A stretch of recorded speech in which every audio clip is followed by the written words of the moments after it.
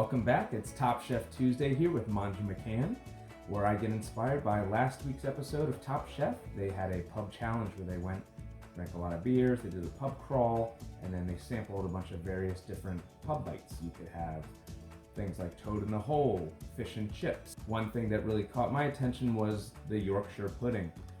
It's not really a pub bite per se, but they'll do it with a Sunday roast, and it is a sleepy gray day. I've made a roast. It's currently going on the stovetop. You can catch the recipe for that on Thursday, but it is Top Chef Tuesday, and what I'm doing here for you today is showing you how simple making a Yorkshire pudding is. What's a Yorkshire pudding? I don't know. Have you ever heard of popovers? Yeah. All right, so it's basically the same thing, okay? It's not a pudding. It's a pastry, it's a dough. The only difference with popover is you have special, deeper tins that you use for popovers.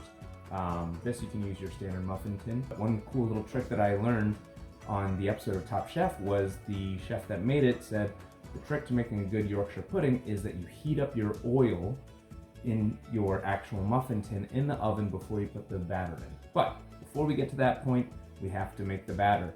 And as I said, it is super simple. You have 3 eggs, 3/4 cup of milk, dash of salt. We whisk this until it is nice and creamy. The eggs and milk have fully incorporated with the salt. And then you're gonna take 3/4 cup of flour and you sift it. I love this thing, look at this. One hand, you'll still have a good dish if you don't sift your flour. However, if you sift your flour, it makes your mixture nice and light. And now we just let this batter sit, okay?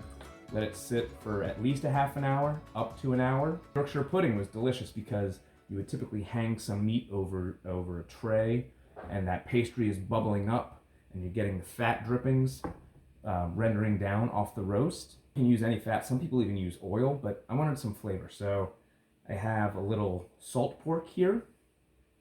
It's kind of like bacon, but it's much fattier, not smoked. Okay, so what I'm going to do is dice it up, render it, get some fat. You put like a teaspoon or 2 of fat in your muffin tin, throw it in the oven, heat it up, pour the batter in, it goes, and then you stick it in the oven and you just let it do its thing. Pull them out. Should be delicious. I don't know. We'll find out. Stick around.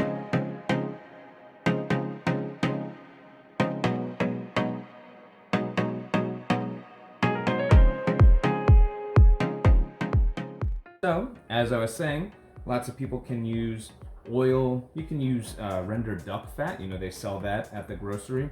I am using salt pork, and I just cube this up, put it in a little pan.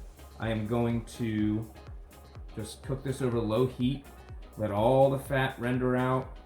And we want about a few tablespoons of fat, so shouldn't take long, but do it slow. Do it slowly, nice, low, slow heat.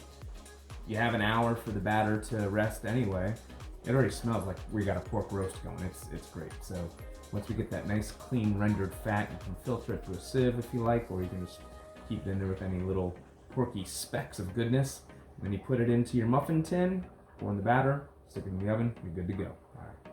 So we're back here. Earlier I said we were going to take our salt-cured pork belly, salt pork, rinse that off a little to get, you don't want to have it be a too big salt bomb, but I said render. What does that mean, render? Look at that.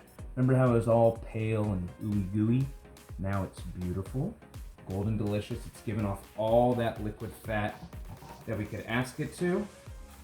And now we're just going to filter it into this cup here. Let the fat drip off. So that's what we want. We want that luscious, golden, delicious fat. Salt pork is, it's basically like your regular pork belly where bacon comes from. But salt pork, it's lower on the belly. Very heavy on fat, lean on the meat. And we have about an ounce. I don't know, I can't even remember how much there was. It was that much. Okay, that's an official Manju McCann measurement. There was this much, and it resulted in this fat here. Pour like a little teaspoon or so into the bottom of each of these muffin tins. coat the bottom. We're going to heat this up in the oven. It's 400 degrees. Get this nice and piping hot. Then we're gonna pour the batter in, and it'll be go time. Maybe you can see, I hope you can see, there's smoke coming off of here. I've had these rendered salt pork, delicious golden fat-filled muffin tins, transferred the resting dough. This may boil here, but let's see what happens. Not too bad. I didn't know if it was gonna, there we go. Got a little fizzle action going on here. And we're taking the dough that we made, the batter that we made earlier, and we are just filling these up. Looks like this is only gonna make 5. One person is short. It's all good, we only have a family of 4 here at Monja McCann HQ. And then we're gonna let it go for like about 10 minutes. Let it come up. The sides are gonna poof up. The inside should still be like a little gooey. I guess that's why they call it a pudding. It's not, pudding as we know it here in the States. But while that's going, finishing up my lamb shanks. Have a little polenta going. The popovers will be done all about the same time. And since it's a pub challenge, I gotta go and find myself a nice beer. This is the moment of truth. Got my little trusty glove on. It's time to go grab these Yorkshire puddings out of the oven. Let's see. Oh my God. Look at these beauties. Oh, nice little drippings on the inside. Oh, these turned out. Oh, they are nice. Oh. Look at those. They're like cute little puff pastry mushrooms. All right, I'm gonna let these cool off for just a little bit. While I do that, as you can tell, I've been enjoying myself a little beer action. Have a Scottish beer here. So this is called Innocent Gun. It mixed 2 of my favorite things, right? You got beer, and it's aged in whiskey casks. Figured I'd go with a little Scotch beer to go with the pub dish that sent 2 competitors out. It was a double elimination this past week.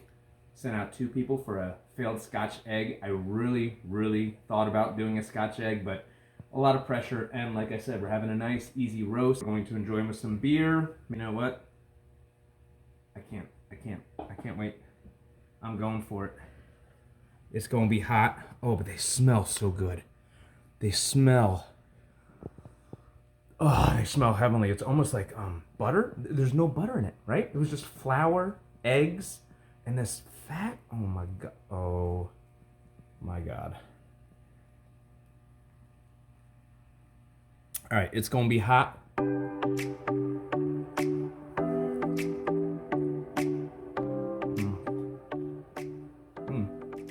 Eggy, custardy. I'm dipping it into the one tray where we didn't have any leftovers. I'm getting that yummy, yummy goodness. Oh my God. Oh my God. This is the first time I made these. What have I been doing my whole life? I've been missing out on this lovely Yorkshire pudding. Oh, all right. So go to Monja McCann, get the recipes. Come back Thursday to see the roast that I'm making this with, okay? I've got tons of recipes, monjamccann.com. It's Top Chef Tuesday. I get inspired by what we all see. I bring it here to my kitchen. I find something I'm inspired by. And if you are not inspired by these, there is something wrong with you. Check your pulse, people.